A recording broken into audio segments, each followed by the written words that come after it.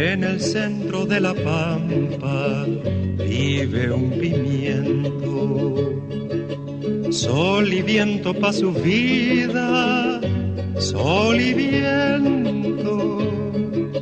Sol y viento pa' su vida, sol y viento.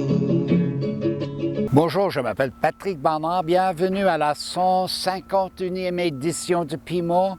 Hello, I'm Patrick Barnard. Welcome to the 151st edition of the Pimento Report.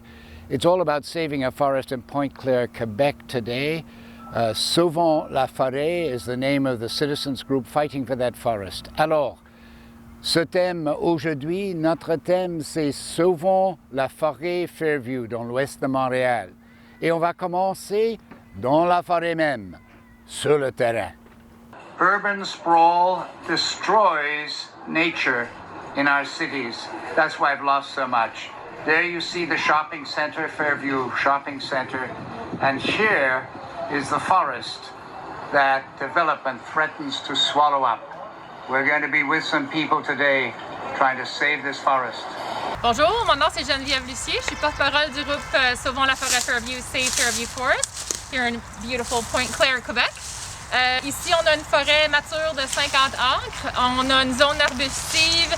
On a une 22 acres qui date de plus que centenaire. C'est l'habitat de la couleuvre brune qui existe juste dans la région de Montréal. C'est la dernière forêt du secteur. C'est le dernier espace naturel du secteur. Il y a des renards, il y a des buses qui habitent ici. Il y a des étangs vernaux, des milieux humides. C'est vraiment tellement important de garder cet espace-là.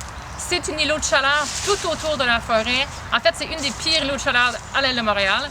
Donc, cette forêt-là, elle a un rôle important. Elle maîtrise le vent, le son, l'autoroute 40 est juste au sud. L'absorption de pluie, de fonte des neiges, c'est essentiel qu'on garde cette forêt-là pour la communauté, pour l'environnement, pour la santé mentale. La communauté utilise cette forêt depuis des décennies. C'est vraiment essentiel qu'on la garde comme elle est. Puis il n'y a pas de possibilité de tout déforester comme ça. Ça serait absolument abominable. That's ironwood.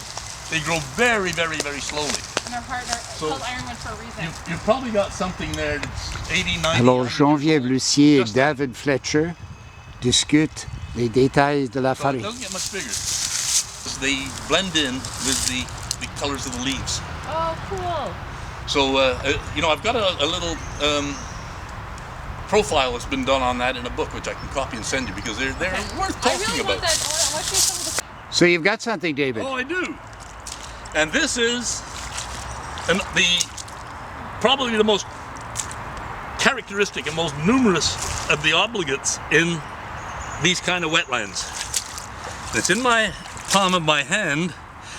And it's very small at this point. It'll get a lot bigger than that. It'll double. Oh, that little red thing. Yes, and it's swimming around. Barely sees. Now, is that a little shrimp? It's a fairy shrimp. And they only managed to make a go of it. Can you flatten out your hand, even though you may lose it? Okay, that's good. Okay, because we're going to try to get that. Okay, this is great. And it looks to me like a female. Oh, yeah. Beautiful, David. Now, that is one species that will be attractive to water birds in a place like this. Ces êtres en arrière de vous sont d'une valeur incroyable. Et moi, j'ai l'impression que les gens ici veulent avoir cette forêt. Pour eux, pour leurs enfants. Oui, ils ont le droit d'avoir un environnement sain. Ils ont le droit d'avoir un espace où ils peuvent sortir, relaxer, respirer de l'air pur. On a tout un droit, les humains ont un droit à ça. Et puis, il faut vraiment considérer ça dans les futurs plans possibles pour cet espace-là. C'est vraiment trop important pour l'humanité, pour l'environnement. On ne peut pas perdre cette dernière forêt-là. C'est absolument inacceptable. What is that in your hand, David? Yes, it's a pill clam. It's again a species. It's not an obligate in vernal pools, but it's a major facultative species in these vernal pools. And when the pond dries out, as vernal pools do, in the summer, these go into the ground. and they sequester themselves there through what's called a diapause, a dry period, and they re-emerge in the autumn when the water comes back, and in the winter. Beautiful. And they filter the water, of course. They have the two siphons, typical of a seaside clam, or one that you'd find in a river or a lake here in Canada and in our region. But they're typically found in the vernal pools, and they have two siphons, and they're filtering the water out all of the time, digesting it, and returning the nutrients back to the soil. So they're, in essence, part of the nutrient cycling that helps the forest and helps the forest trees. Do birds feed on them? But yes, the thing is, these sites become very attractive to ducks, black ducks, wood ducks, mallards, and others that are looking for a place, number one, to nest in a quiet and hidden place, but also because their young need to fledge and they need the protein to get them into these vernal pools where they can suck up the plankton, suck up the crustaceans, suck up the mosquito larvae, whatever else is here. And so the whole thing, the important thing is not the individual species, it's the interactions between them. It's the energy flow that goes between all of these elements in a forest like this. Geneviève, vous êtes devant trois arbres très nobles ici. C'est quoi la raison pour cette destruction passive? Cadillac Fairview possède ce terrain. Ils veulent faire une expansion de leur domaine commercial, résidentiel, tout ça. Ils veulent faire une grosse expansion et on ne comprend pas pourquoi une expansion comme ça aurait du sens pour remplacer un écosystème comme ceci. C'est exceptionnel dans l'ouest de l'île. C'est la seule forêt qui reste dans le secteur. Et remplacer ça par un gros complexe et replanter quelques arbres, c'est inacceptable. East End and the West End, up north. This is the last forest of the sector. It is very important for people's mental health.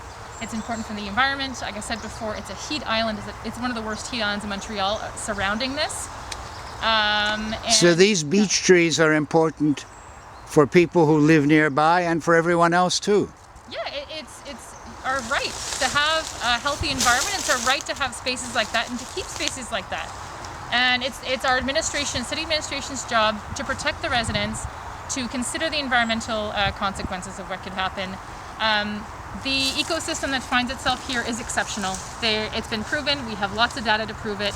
The water mitigation from this forest is amazing. We have data to prove that. There's a beech grove here. There's a hemlock grove right behind me. There's vernal ponds. We cannot lose this space. It's irreplaceable.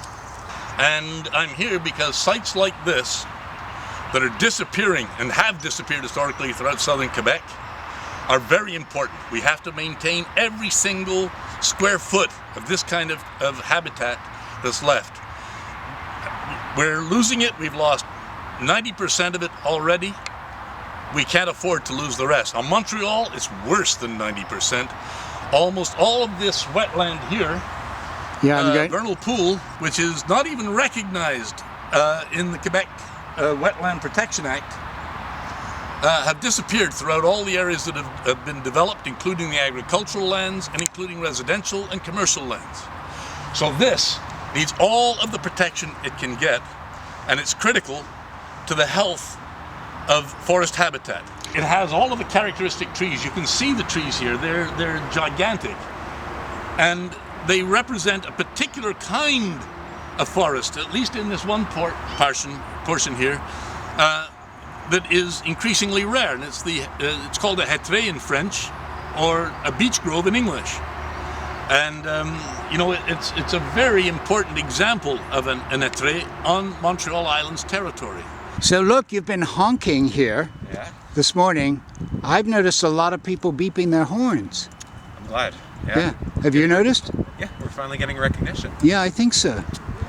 I think there's a groundswell, as they say, a kind of wave of support building. Definitely. Yeah. Glad. Hopefully we can get some more people here and then actually make a change. En el centro de la pampa vive un pimiento. Sol y viento pa' su vida, sol y viento. sol y viento pa' su vida, sol y viento.